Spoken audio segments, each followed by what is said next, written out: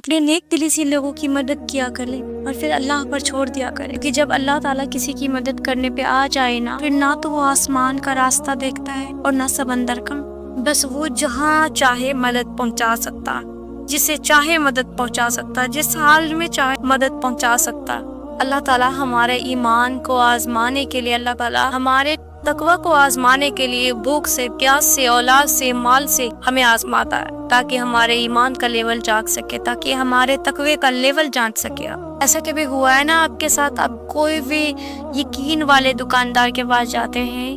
جب اس سے کوئی برتن لینے لگتے ہیں، آپ کو یقین ہوتا ہے کہ یہ آدمی بے ایمان نہیں ہوتا، لیکن جب بھی آپ کیا کرتے اس برتنوں کو چیک کرتے ہیں تاکہ دیکھیں یہ اوریجنل ہے یا نہیں، جبکہ آپ کو یہ پتا ہوتا ہے کہ یہ دکاندار بہت ایماندار ہے، بہت ہی ایسا ملاوٹ کر ہی نہیں سکتا، پھر بھی اپنے دل کو تسلی کے لیے، اپنی تسلی کے لیے آپ کیا کرتے ہیں؟ برتنوں کو آزماتے ہیں، ٹھوک کر، رگڑ کر۔ اسی طرح اللہ تعالیٰ ہمارے